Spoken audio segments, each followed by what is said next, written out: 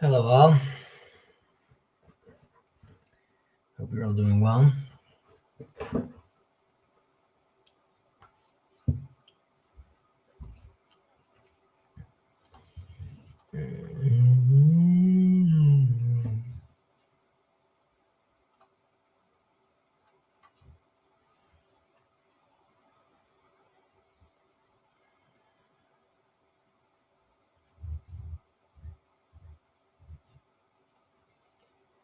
We are waiting for Benny Boy to join us, which I'm sure he will do very soon.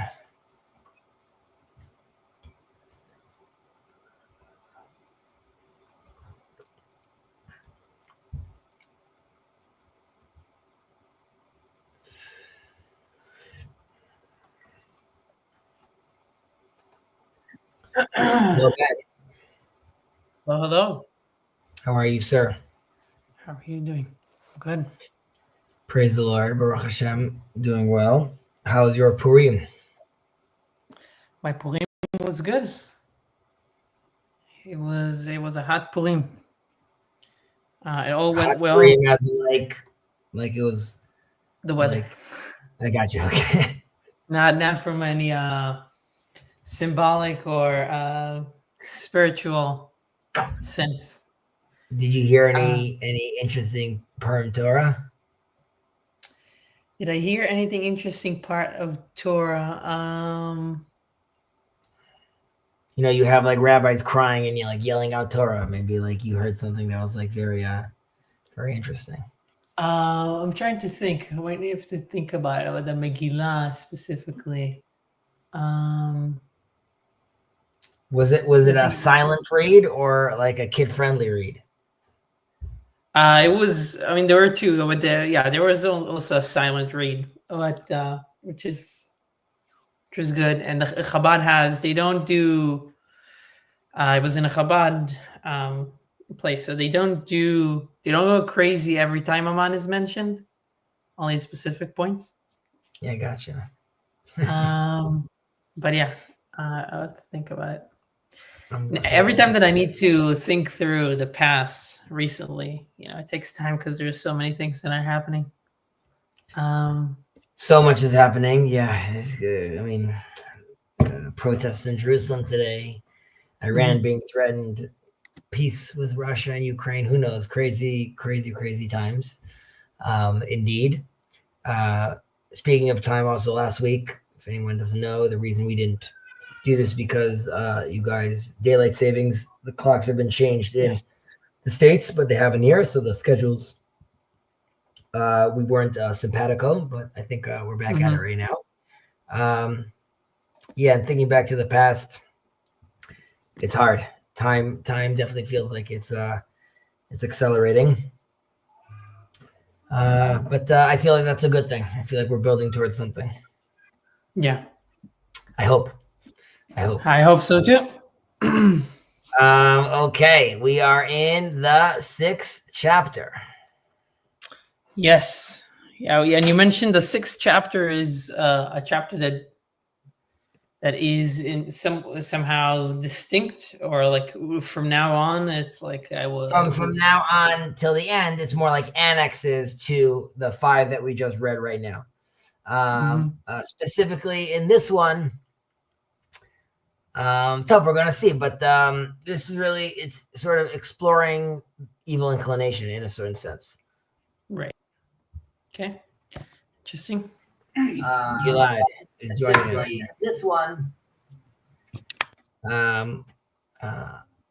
sometimes you learn in merit of, right? Like, so obviously we of course are going in merit of all the hostages. May they be returned home safely and without any unnecessary trauma. But also, since there is political turmoil as well, we are hoping the citizens of Israel, at least, maybe citizens of the world, because it affects the world. We're all hoping, obviously, that there'll be a resolution, a clearing of the minds. I don't know how that what the constellation of that is, but we hope for better political leadership, please God, specifically in Israel and anywhere in the world where people are looking for proper leadership. So from our lips to God's ears, please God, may we have that. I think that was safe politically. I didn't make any too intense any statements right now. Okay, so let's get cracking. Yes, sir. Okay. אמרו הפילוסופים שהמשה בנפשו אף על פי שעושה המעשים הטובים והחשובים, הוא עושה אותם והוא מתהווה אל הפעולות הרעות ונחשף אליהן. ויכבוש את יצרו ויחלוק עליו פעולותיו על מה שהעירו אליו כוחותיו ותאוותו ותכונת נפשו, ויעשה הטובות והוא מצטער בעשייתם וניזוק. אבל החסיד הוא שנמשך בפעולתו אחר מה שתראהו תאוותו ותכונתו, ויעשה הטובות והוא מתהווה ונחשף אליהן. Let's stop there. Okay. Take it away. So this chapter is concerning the difference between the saintly or highly ethical, the chassid, and him who subdues his passion and has self-restraint, which is on a lower level.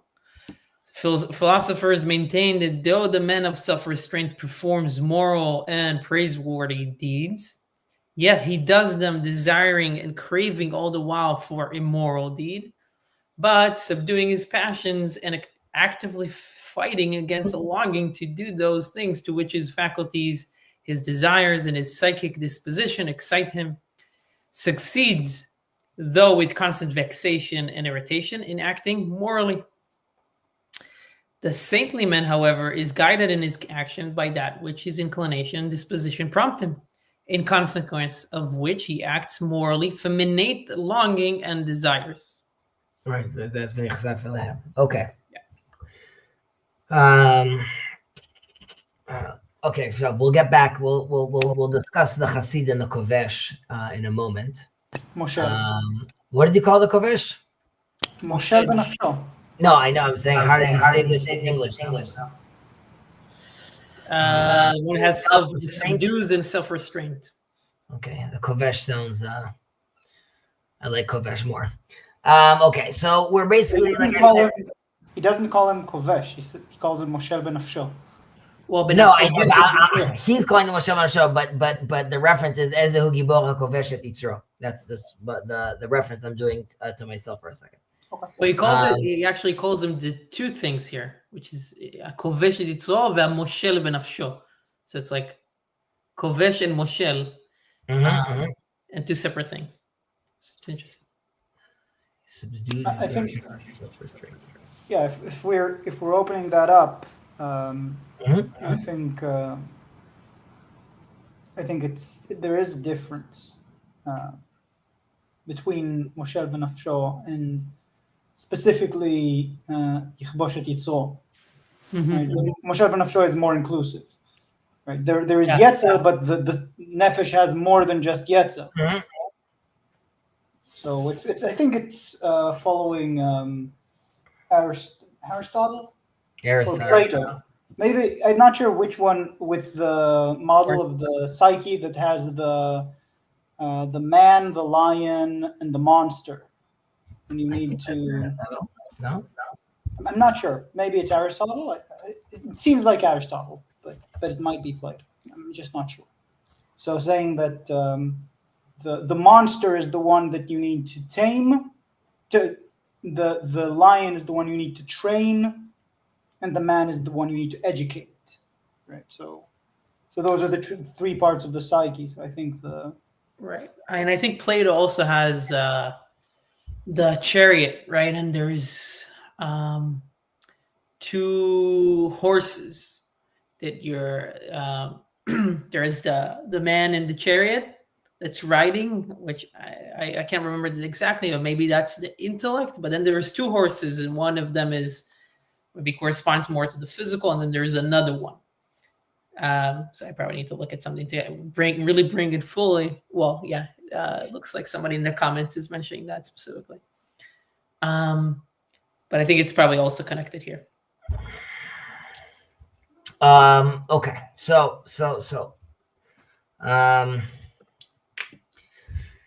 whether it's Plato or with Aristotle, Rambam is clearly engaging with ideas that are out there at the time to be checked. But all right. So first of all, we have to look at evil as not as right. We also spoke about this earlier in other chapters, but it's not an external force, right? It's not separate. It's not a separate force within our personality. It's in us, right? It's integral. You could say it's encompassing all our I would say, let's say, our natural desires, right? So whether it's eating or whether it's sexual urges, these are still things that it's all a part of it. So you could say, in a certain sense, that it's being seen as it really represents our attachment to the natural world in a certain sense, which is like we call it the evil inclination, but that's sort of our us wanting to connect to this natural world. And Maimonides, with his derech ha'emtza, with his middle of the road, obviously wants to create like a balanced. Who's joining us right now? Andrew. Hello, Andrew. You're welcome to join as well, right? So he's looking for a balanced integration of all these things, which he'll believe will lead to proper spiritual growth, right? And you could even say that like an excess of spiritual inclinations is also a problem, right? You don't want to be necessarily too spiritual.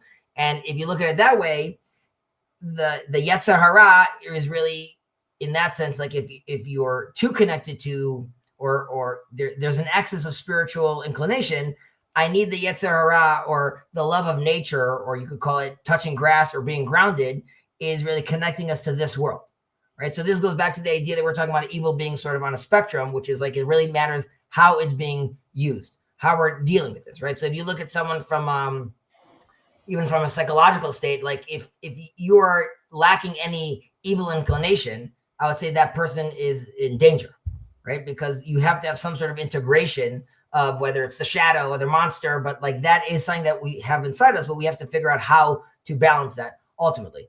Rav Nachman, which obviously the Rambam is not talking about, but he had he talks about how when God in Genesis is creating man, Vayetzer Hashem Elohim et Adam. There is a double yud over there. The letter itself is a double yud, and he says that this is talking about two of the inclinations that we need to be focusing on, right? It's not only one, but God created both of these things inside us, obviously. And it really matters how we act. Are we only acting based on these desires? Then we're at risk of sin. But if I'm looking at this as part of an integrated picture, then I'm not necessarily going to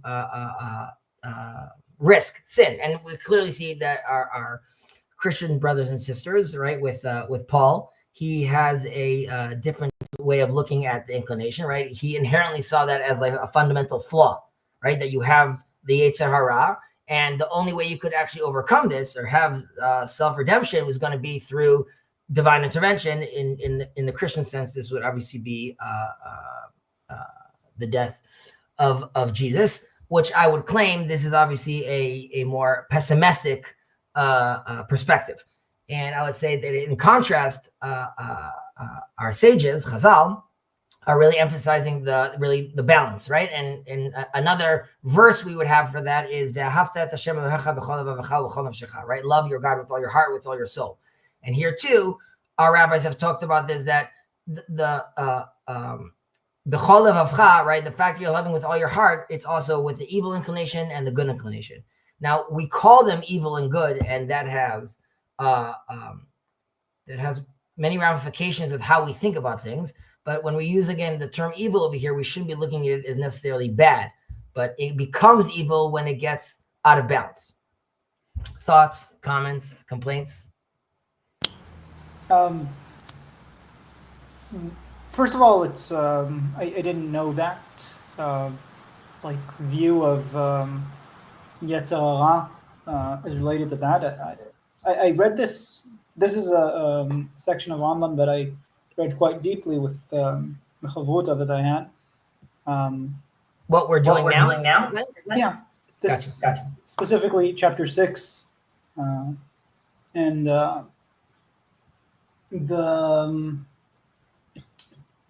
if we're talking, for instance, in Vervaeke's terms, then the Rambam is it's not Vervaeke, it's Plato, really, but popularized today by Vervaeke.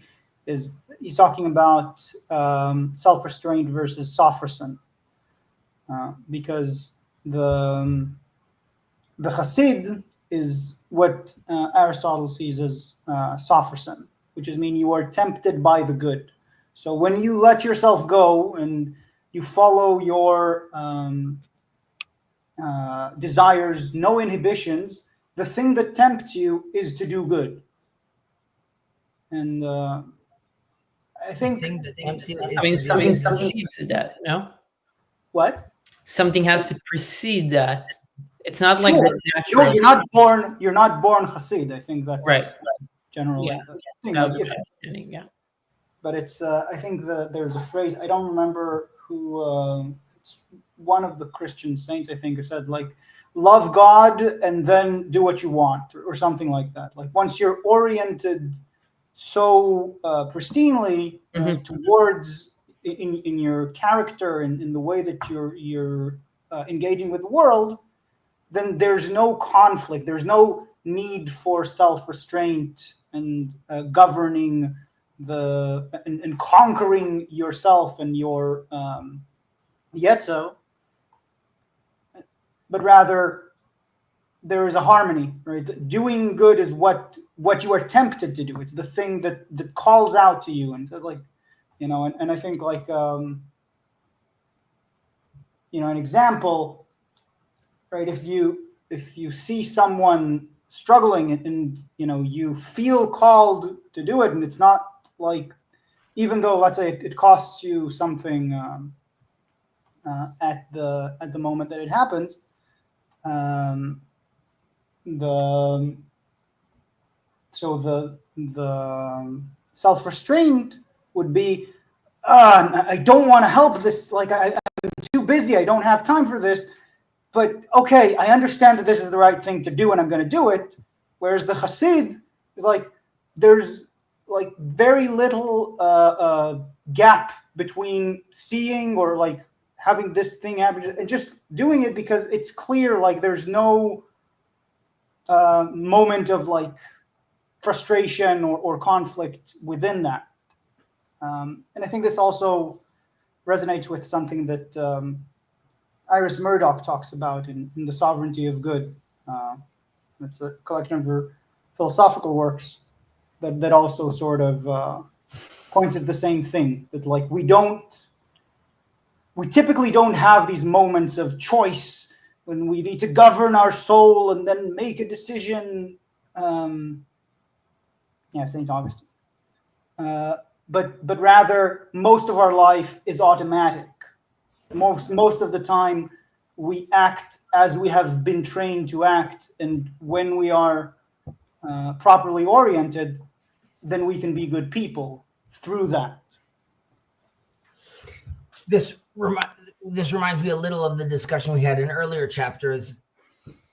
The terms are a little, we're playing a little loose with the terms, but the way the Ramchal sees it is, let's say the Kadosh or the Chassid is one level, which actually needs to detach from the world, right? Because he's in a place where like, I need to get to this holy place and I can't integrate with these things where seemingly my evil inclination won't be able to handle, right? So I decide to go into the cave.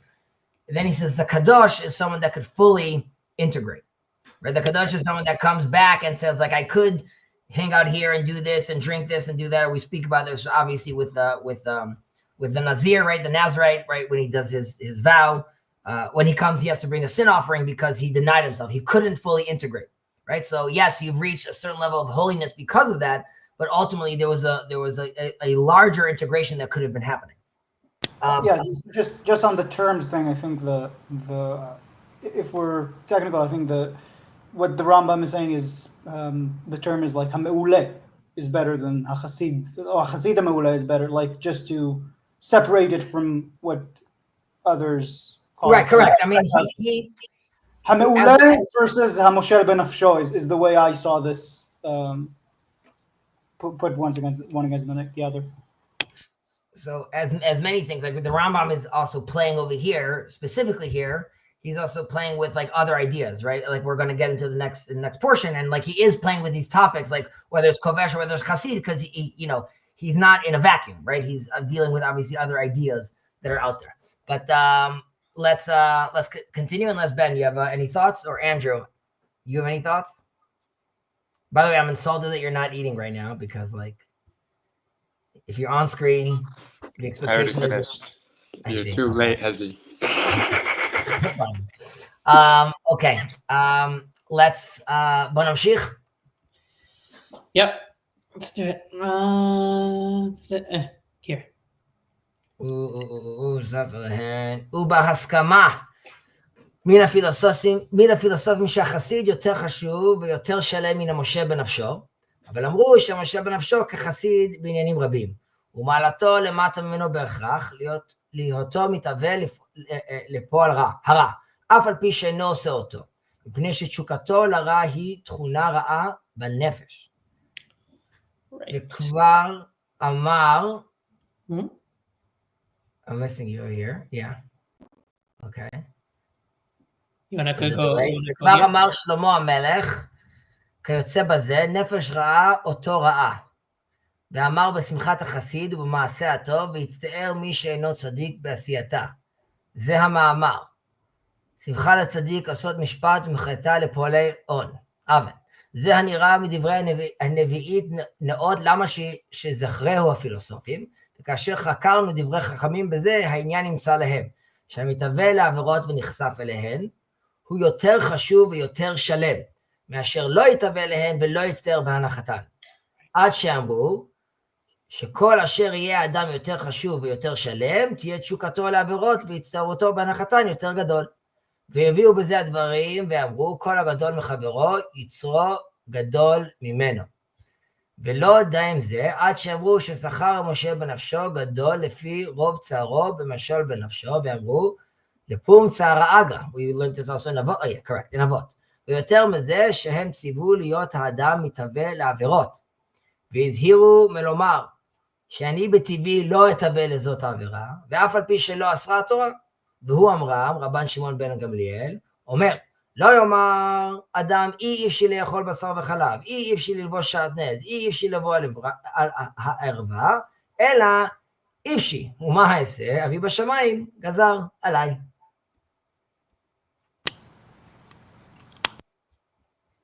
Take us, Ben. Okay. Philosophers. Where are they? Here you go. Philosophers unanimously agree that the latter is superior to and more perfect than the one who has to curb his passions, meaning the chassid, the mawla. Although they add that it is possible for such a one to equal the saintly man in many regards. In general, however, he must necessarily be ranked lower in the scale of virtue because there lurks within him the desire to do evil. And though he does not do it, yet because his inclinations are all in that direction, it denotes the presence of an immoral psychic disposition. King Solomon also entertained the same idea when he said, the soul of the wicked desires evil. And in regard to the saintly man's rejoicing in doing good, and the discontent experienced by him who is not innately righteous when required to act justly, he says, it is bliss to the righteous to do justice, but torment to the evildoer. This is manifestly an agreement between scripture and philosophy. When, however, we consult the rabbis on this subject, it would seem that they consider him who desires inequity and craves for it, but does not do it, more praiseworthy and perfect than the one who feels no torment or at refraining from evil. And they even go as far as to maintain that the more praiseworthy and perfect a man is, the greater is his desire to commit iniquity, and the more irritation does he feel at having to desist from it. This they express by saying, whosoever is greater than his neighbor has likewise greater evil inclinations. Again, as if this were not sufficient, they even go as far as to say that the reward of him who overcomes his evil inclination is commensurate with the torture occasioned by his resistance, which thought they express by the words, according to the labor is the reward from Avot. Furthermore, they command that man should conquer his desires, but they forbid one to say, I, by my nature, do not desire to commit such and such transgression, even though the law does not forbid it. Rabbi Shimon ben Gamliel summed up this thought in the words, man should not say, I do not want to eat meat together with milk. I do not want to wear clothes made of a mixture of wool and linen. I don't want to enter into an incestuous marriage. But he should say, I do indeed want to, yet I must not, for my Father in heaven has forbidden it. My mind is swinging. So, as he mentions over here, and like as we're going to explore right now, there's this central question, right? Which is, how does one, contend with one's desire or the evil inclination, right? And we live in we could talk about this ideal reality, but in reality, actually, there's desires, and the world actually isn't inherently balanced, right? So I can't walk into this and be this mu'uleh person because I have these issues. So are we being led astray by these inclinations, right? Or am I strong enough to come up from the other side, right? Like I see it, I hear it, but like I still can handle this ultimately. And I don't think it's exactly what this passage. No, we're just starting the passage. The machloket is obviously between. We don't have to call him the kovesh. We could call him the kovesh, and we don't have to say the chassid. We could say the meuleh, but here he's using the term as far as the chassid, which is it more about, and this is what Maimonides is distinguishing. Is it the chassid who has no desire for evil, really? Or is it the kovesh who manages to actually conquer his evil inclination, right? He wants to do that, but like he manages to come up from the other side. Which one is more virtuous of the two? That's the machloket. Yeah.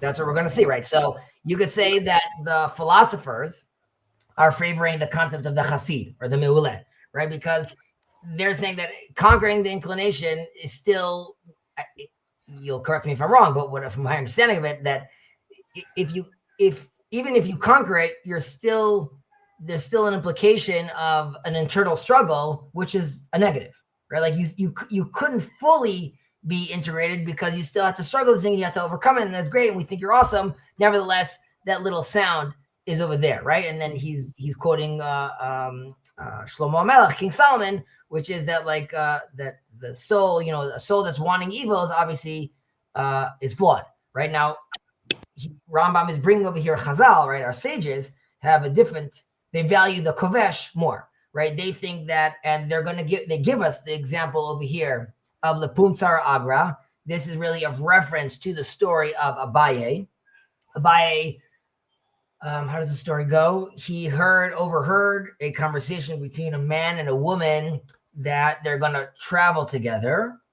I think either they're not married or one of them was married, but the point is that like he thought they're going to sin, and he starts traveling after. He's following them and traveling after them, and at some point they get to their destination and they don't transgress, basically.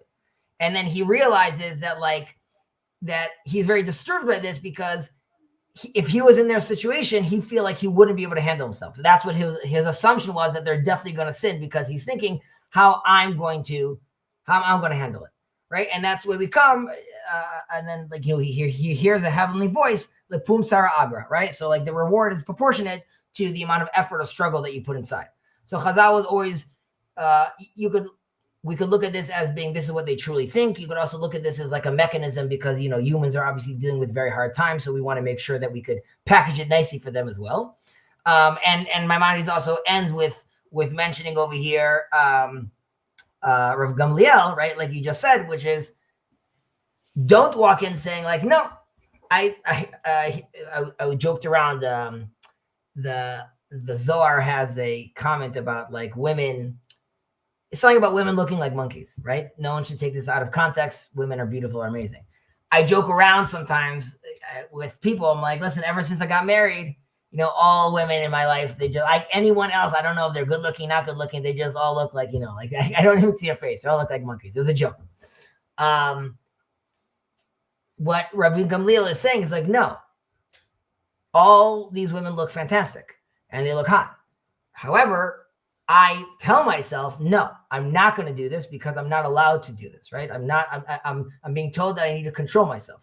So we obviously see this tension between the, we'll call them the philosophical ideals, let's say, and more the practical suggestions of Chazal, of our sages, and we have to figure out how we're going to resolve it. Well, I'm wondering what lies, I guess, it might be obvious, but I'm trying to kind of, what lies behind Chazal stating this, or trying to emphasize that you should,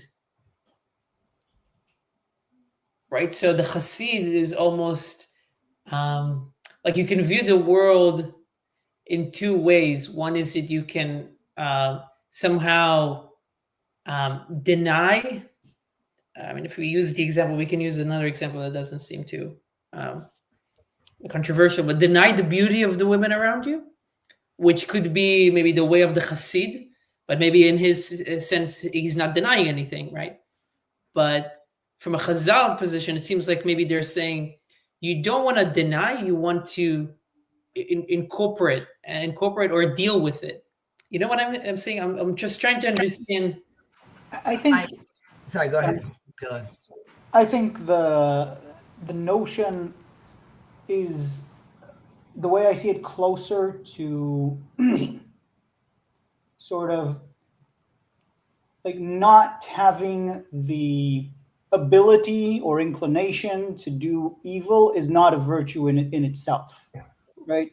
So if you're not put, like if you're not put in a position, let's say, where if we're talking about women, where women are in any way interested in you, then like the fact that you didn't cheat on your wife is less impactful, right? Like you didn't have the option. So like there was never a situation where that came up. And I think it's similar with evil inclination. Like let's say you have power that you could use to manipulate people. You know something that you could use to gossip about people. And all of these things, they sort of pull at you. And then you are tested, right? Like, and then I think in a sense, there's something of that in there. And I think it also goes to something that I think Maimonides sort of deals with. It's kind of like the more powerful one's psyche is, then the more struggles that creates internally, right? If you're highly intelligent and you don't have the tools to deal with that, like you will drive yourself crazy, and many people do go crazy that are very intelligent. And I think this is sort of what it's pointing to. Right. So I'm trying to like ask a different question of like, what's the axiom that makes Chazal reach this conclusion and the philosophers to reach the other conclusion? So my assumption is that the reason for that is because in Judaism, evil is not separate from the good. So we call it evil maybe because we have to, because it's how it appears to us, and maybe it's because of how the philosophers talk about it. So it's easier for just the common people, or like all of us, to really call it evil. But really it's not. But really, in a sense, it's not evil, right? It's something that just needs to be integrated and balanced, as opposed to maybe the philosophers of the Greek that, and I don't know enough about their axioms, but that see it as something that's completely should be removed or detached or should not be engaged with at all. So they say evil. I don't think that's the case with the philosophers. I mean, if we go into like the spoilers, right, for where this chapter is going, then the Rambam does resolve this conflict, right, and basically he says that they are only disagreeing on the pshat, but if you dig deeper, they're actually in agreement, and the difference is the mitzvot ben adam lemakom versus ben adam lechavero. Right, like right. We're going to the spoilers where you're correct that there's going to be a separation between chuyok shimi, like between chukim and mishpatim, right? Things that we can understand and things that we can't explain. We'll get there, but I do want to point out that already with Cain, receive atatim sholbo, right? It doesn't say and you will eradicate it, as an evil won't exist. Rather, you will conquer it, and by conquering it, that doesn't mean that it doesn't exist. It means like I could use it now for the good. And this goes all the way back to, let's say, Pirkei Avot and Rav Yaakov, right? When I'm walking down, I'm learning, and I see a tree, and I say it's a beautiful tree, and now Pirkei Avot says then you are, it's eligible for death, right? Because you severed your learning of Torah. And for let's say, I'm using that to say, like, if I'm the Hasid, it's not that he doesn't have any urges. Rather, I'm calling the Hasid here what Ramchal calls the Kadosh. The Hasid is someone that could come back in and fully be integrated, which is like, oh, I see that this woman is beautiful.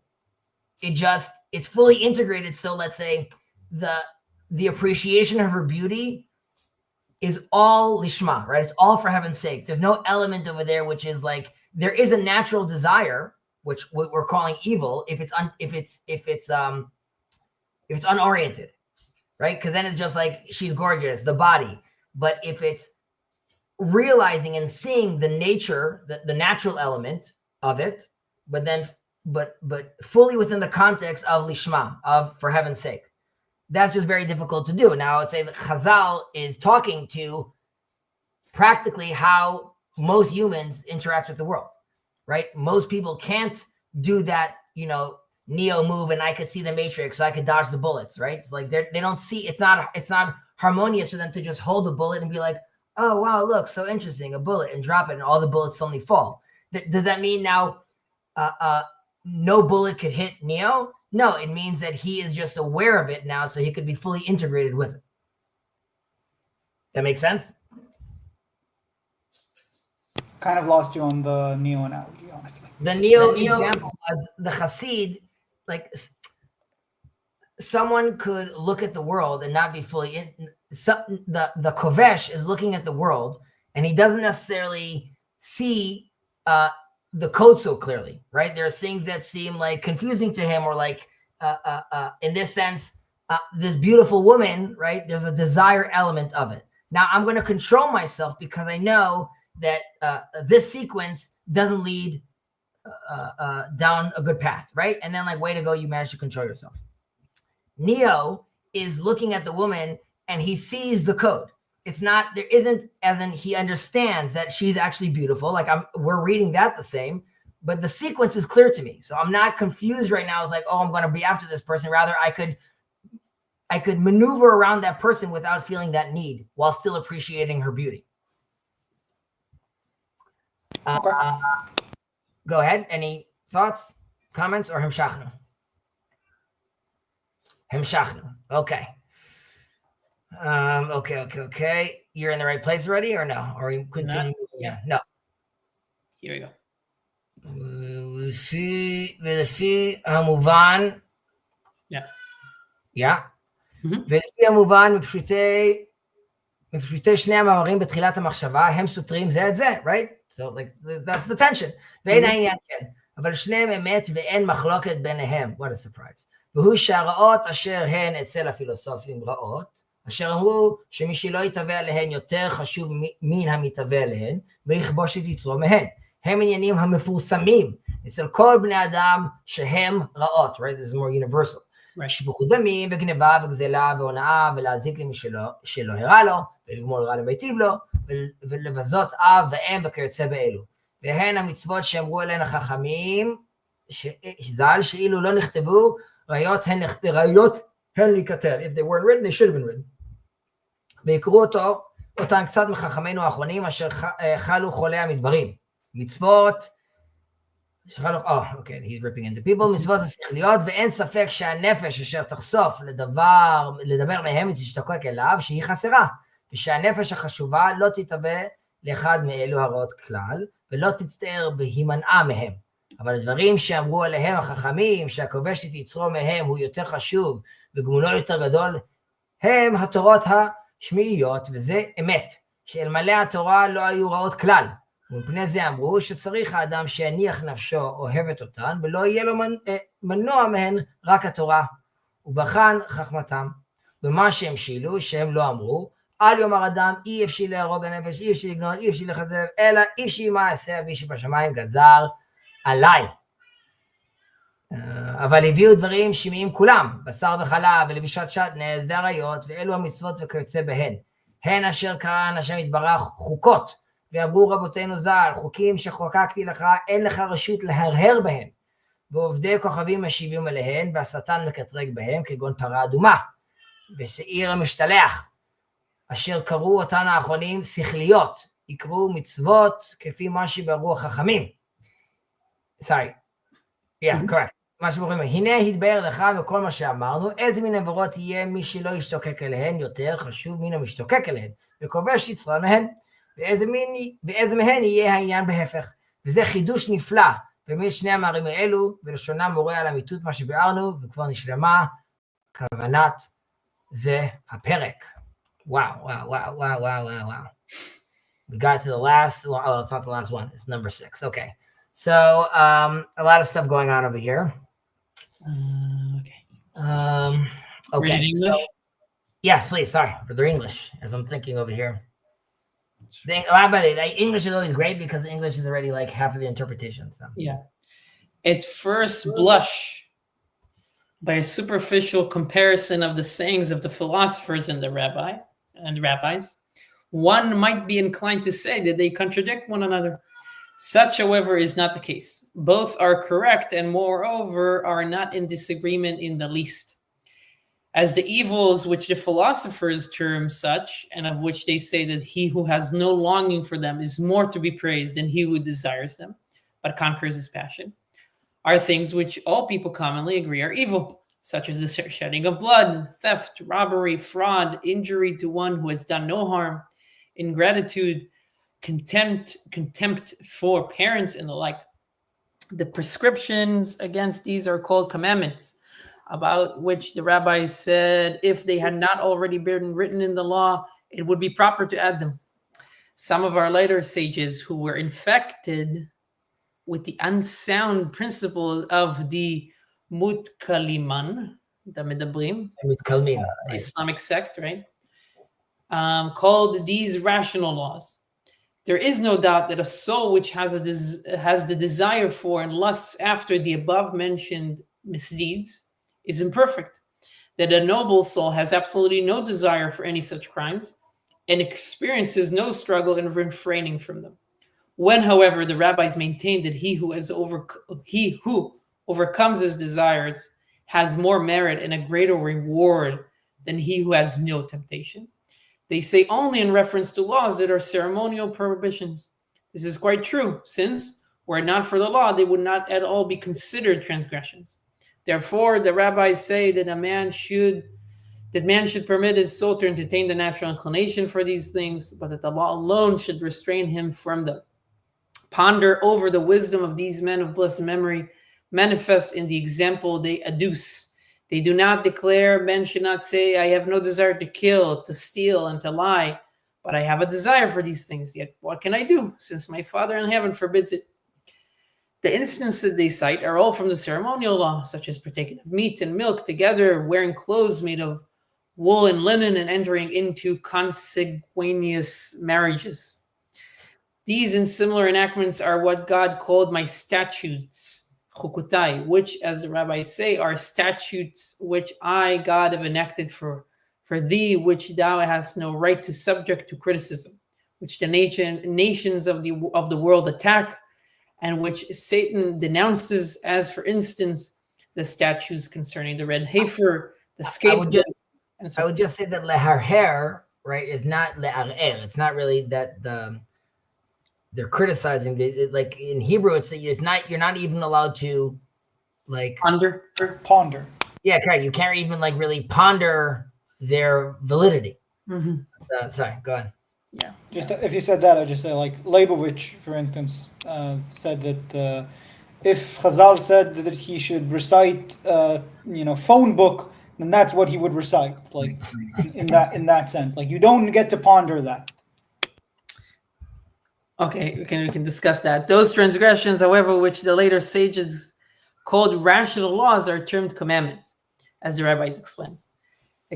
It is now evident from all that we have said that what the transgressions are, for which, if a man has no desire at all, he is on a higher plan than he who has a longing, but controls his passion for them. And it is also evident what the transgressions are of which the opposite is true. It is an astonishing fact that these two classes of expressions should be shown to be compatible with one another, but their content points to the truth of our explanation. This ends the discussion of the subject matter of this chapter. Ends the discussion. Mic drop. Right. So as he repeats again towards the end right now, though basically there's a difference with how we're looking at evil, right? So the philosophers are talking about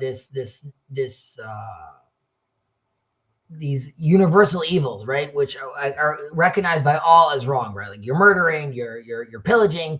And in such a case, we don't want someone succumbing to his desires, right? And that's not when our sages are saying that, like, one who's greater, his evil inclination is, they're not talking about this kind of, they're not referring to this kind of evil, right? With, like, I would say the opposite, right? A person that ideally, really shouldn't have these inclinations, right? So in this case, we're agreeing with the philosophers that this person should be the chassid when dealing with murder, when dealing with rape. These aren't things you should be like, I want to, but like, really, you should be able to wean yourself off of those things. Or not that it's not possible to be able to be those people that have the desire and conquer it. Rather, the ideal is to be able to completely detach from that. Yeah. The evil that Chazal, that the sages are talking about, is really these ones that are been prohibited by God, right? This is like a divine decree that God is telling us that, without the Torah's guidance, we wouldn't even know that they're wrong, right? So a classic example of this would be the kashrut, right? The dietary laws, right? So like I'm not eating certain animals or things like that. So like, or consuming blood, like why would this have this? This is not going to fall in the category of, This is not going to fall in the category of the philosopher's evil, right? Because like, go ahead and drink the blood or go ahead and mix your meat and milk together. There could be a secondary reason that Chazal then gives that we could then connect back to like a moral law, but al panav, on face value, this doesn't make sense, right? So you could say that before the giving of the Torah on Mount Sinai, right? So there's no reason why a person should feel like a repulsion towards these prohibitions. Like if up until Mount Sinai, this guy loves having milkshakes with steak, right? It's not like, how could he be doing this? Like it totally makes sense, right? So that's why it makes sense that there's a merit in restraint, right? When Chazal comes and says, now that God is telling you, don't eat this, or we'll use the example that Gilad gave, right? Like now you will recite phone books, right? And you'd be like, but it's boring. I don't want to be doing that. The point is, if you manage to control yourself and do that regardless, there's a very big merit over there. Well, right? Sorry, go ahead. In regards to that, to reciting phone books, which is not something I started yet, but you're way behind. You're way behind time. Some people say you also read the classifieds. It's not so easy. Is that really so? But would that? But that, how is that? Can't be. I mean, it's an example, obviously, or it's an extreme example, but it's not really a chok. Neither is it connected to a chok. So even if the sages are not infallible in that sense, right? They're only there's infallibility, to something that is related to chok. But if that's my assumption here, but right, if it's something that was enacted by the sages, it could be, you can reason. I mean, you might still need to do it, but you can reason against it or think logically how it might not be, or that there are gaps in the thinking there, right? So it's not like we will do what the sages tell us to do without thinking about it, because they're not infallible, not like the chukima, unless reciting phone books is related to a chok. But if it's not related to a chok, then what's the? We're talking about, like, I think the assumption is, right, when Leibovich was saying that. In right, that example, reading it as a hook. Yeah, that's Right. what he was saying. He isn't he didn't spend a time reading phone books, and Chazal never said that, right? Like, but generally, like when the halacha says, you can eat cheese before eating a steak, but you can't after, and you need 6 hours, and you need 2 separate sinks, right? How clearly is that related to a chok? Like, where is that interpretation? And I think, like, most of the time, the answer is, like, you're not supposed to sort of really get the mind, the sechel, it to the point of content. Mm-hmm. Right? You could Yeah. say sometimes, like, that there might be exceptions, but I think the Rambam is or like Leibovich was very, very Rambam-esque in that sense, saying, like, the point of this is that you, Ben, could sit and say, like, what is this? I don't, and you'd still do it. Right. So, I mean, There's like a secondary level to it, though, which is, you're correct, Ben, that once it gets to the level of, like, wait, is that considered shatnez, wool and linen together or not? There could be a disagreement between rabbis of interpreting, right, and 6 hours or 3 hours. and that could be challenged. But you can challenge. Maybe you don't even need to separate wool and linen. Yeah. You could even challenge, like, what those two terms mean. But at some point, there's something that you were, and now we could give different good, nice ideas what the meaning of that is. Why, like, you could look at a Zohar idea. One means chesed, one means this, putting it together. That's all nice. And maybe it's even true. The point is, at that time, they're saying we don't have, or we'll take a different example of the red heifer, right? We know King Solomon fully understood all the commandments aside for the red heifer, right? So the idea is that, like, there's some things that, like, are beyond our intellectual reach. And I would just argue that doesn't mean that an idea like a red heifer there isn't like a cultural appropriation happening from a surrounding culture. Nevertheless, it's then still integrated with, like, a chok idea. Like, you're going to do this because this makes sense for humans. So there's, like, a rational sense to it on a certain level, but then how God is specifying that remains to be sort of developed and seen as the generations go on. And we see this, there's chukim and mitzvot. In the Torah, you also see sometimes it's called Torot and Mishpatim, but usually there's chukim and mitzvot, right? We also speak about here in later on, right? We're going to see the distinction sort of echoes where she talks about mitzvot sichliot and mitzvot shemiyot, right? Sichliot are the ones that are aligning with sort of like the natural moral understanding, right? So they could be comprehended by humans, right? So there's sichliot, sechel, and shemiyot are things that we were told, right? They're like divine will. God is telling us to do this. So here we see again that you can see this. And when he talks about, he would be talking about Rav Sadia Gaon when he talks about the kalam, the people that are talking about these ideas, or Meksad Mechachamenu when he talks about Meksad Mechachamenu, he's probably talking about like Rav Sadia Gaon, and he really you could see over here that he's very critical of the conclusions of that the kalams were getting to. Right. And he really preferred a much more, which we see over here, a much more nuanced approach, which is trying to split between two of these things, right? Which ultimately like a balance between both of them. And we should strive to understand the reason behind all these stuff, right? Maimonides famously wrote, we spoke about this with Kalanimus last week or 2 weeks ago. He wrote Tamei mitzvot, right? Like I'm saying, he got into a whole book about like the reasons behind it, right? So he could talk about why we don't need to understand it, but this is something that we should, of course, try to understand. And even if it's not immediately apparent, as I'm saying, like we find this on as the generation goes on, right? There could be a deeper meaning that over time we understand. And he in the More, in the Guide to the Perplexed, in the More Nevuchim, he does explain that these are not like empty rituals, but they do serve to benefit us, right? So even a concept like which he's famous for, like the sacrifices, which he says they won't be necessary in the future, and we did it because of like the cultural reasons. Nevertheless, he's saying it's not like an empty ritual, though. There's something behind it that we do need to understand. And like I said, he also mentions over here, he mentions Shlomo HaMelech and the red heifer, like we mentioned last week as well. And he is suggesting that maybe as we grow in understanding, you could see that something that's shim'i, right? Something that is more understood through divine will, right? Like this is what God wanted and we're doing it, over time could become something more rational, right? So let's think of an example.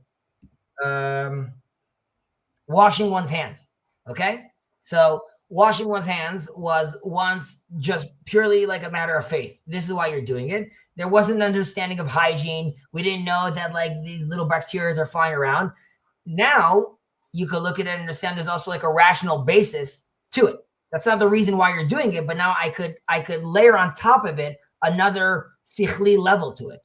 And that potentially you could ask, can I use that then to change the halacha? That's a more complicated question, but definitely as far as interacting with it, you, Ben, could tell your son, why do you wash your hands? Because daddy said so, right? And you can see how well they'll take you, right? Until like he's 13. Or as he's doing it, you could also explain, aside from being holy, X, Y, Z, there's also cleaning yourself. And this, of course, makes sense. Now, you could also say that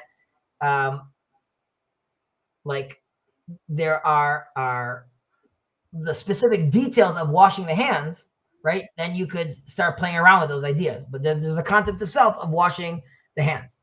I'm trying to think of an example where it could go the other way around, right? Where something that's more rational after some time could seem less clear, right? So no one should get offended. Same-sex marriage, right? You could say back in the day, why are you even having this discussion?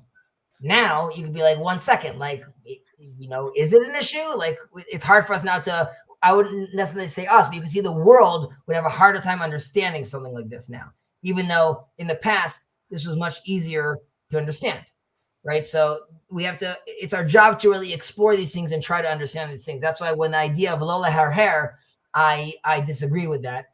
I disagree with that idea.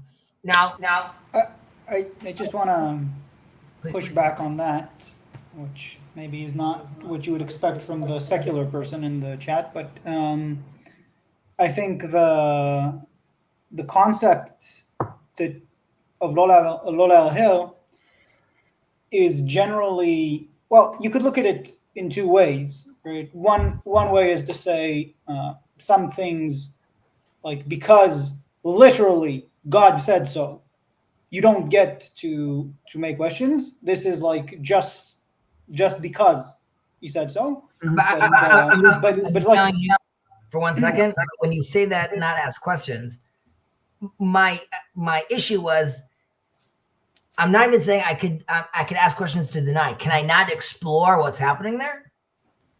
Okay, so I'm saying that's one interpretation, which I think is the Rambam. Let's say less useful, at least for me reading into it, and I feel like that's, let's say, not the angle, and I don't think it really corresponds with the Rambam's thinking in general, because he's very cerebral and he wants to think of things. But what I think it does refer to is that this is offense to the sechel, to the mind, right? Like the concept is that even I discussed this once in connection with the concept of freedom. Like you say freedom, but you don't, like when you get to it, it can mean a lot of different things. And one of the concepts, like the basic concept is like you're not chained. Like you can go outside. You're free. You're not limited. But like that's freedom from. And there's a question of what's freedom to do things. Like, and that's more like what positive freedom is not simple. And one of the concepts is, I don't remember the exact name, but it's kind of a hetero freedom. Like you are free by binding yourself to this set of laws. Like and taking on more responsibility actually gives me more freedom. Something like that.